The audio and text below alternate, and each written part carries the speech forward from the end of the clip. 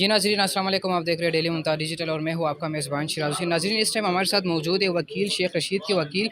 इन्होंने अभी थोड़ी देर पहले एक बयान दिया था। सर अस्सलाम वालेकुम। जी, वालेकुम सर सलाम जी। आपका बयान है कि शेख रशीद साहब कह रहे हैं मुझे 5 लोग कत्ल करवाना चाहते हैं।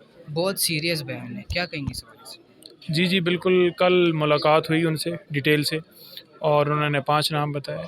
शहबाज शरीफ, नवाज़ शरीफ, आसिफ़ अली ज़रदारी, बिलावल भुट्टो, राना सनाउल्लाह कि अगर मेरा कत्ल हो जाए, मुझे मार दिया जाए तो इनके ऊपर एफ़आईआर दर्ज की जाए। और उस सिलसिले में उन्होंने कहा कि आप जो मजिस्ट्रेट हैं मुतल्लिका जिनके पास मैंने कल पेश होना है, उनके पास ये दरख्वास्त लेके जाएँ जिस वक़्त मैं पेश होऊँगा, मैं सिग्नेचर वहाँ पे करूँगा और उनके पास मैं ये दरख्वास्त जमा करवाना चाहता हूँ कि मेरे कत्ल के ज़िम्मेदार ये लोग हैं।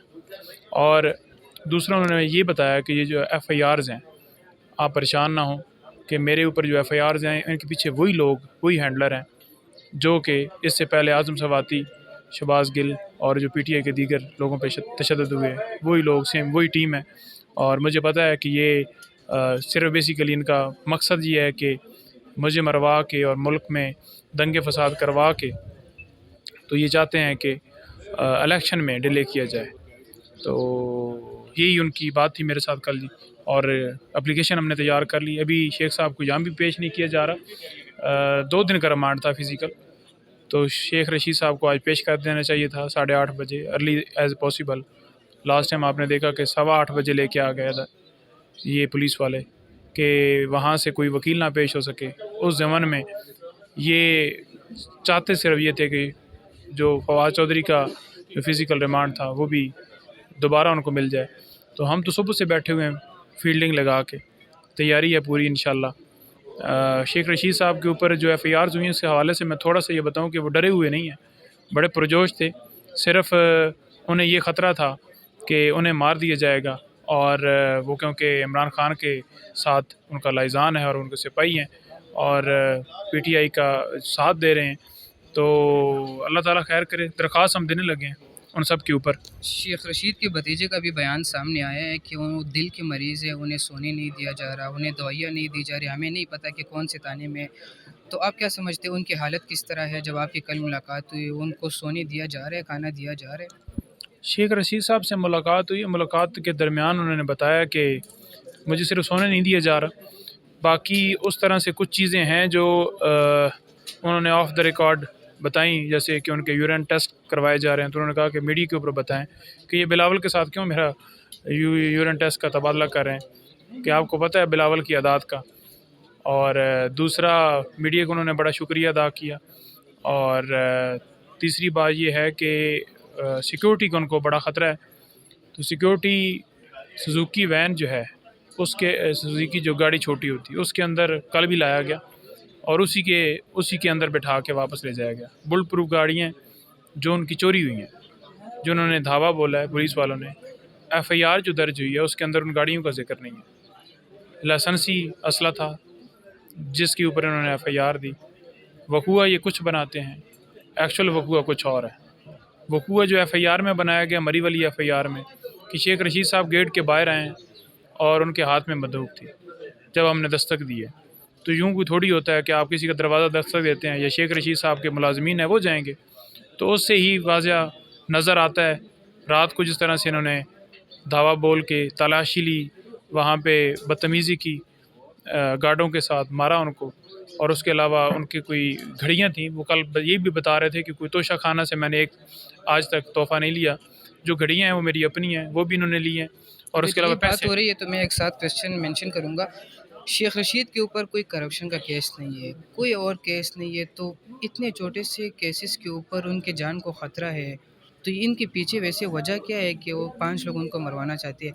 और दूसरा सवाल ये लीजिएगा कि क्या सदर मुमलिकत और चीफ़ जस्टिस ऑफ पाकिस्तान से मुतालिबा करेंगे, अगर बाद में कुछ हो जाते हैं अरशद शरीफ की तरह, तो फिर तो हमदर्दी कल कह वाला रहे थे इज़हार। शेख साहब के चीफ़ जस्टिस जो पाकिस्तान हैं उनके जो फादर हैं, फ़ारूक आई थिंक उनका नाम है, तो वो मेरे दोस्त थे।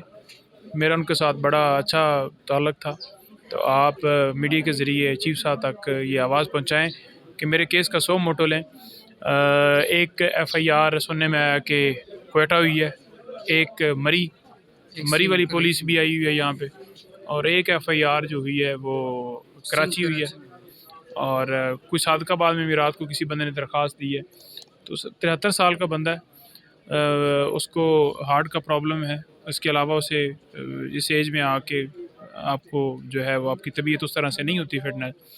तो जिस तरह जलील करके रात को पता चला है कि ये मे बी गाड़ी के ज़रिए ले गए हों लाहौर में टेस्ट के बहाने।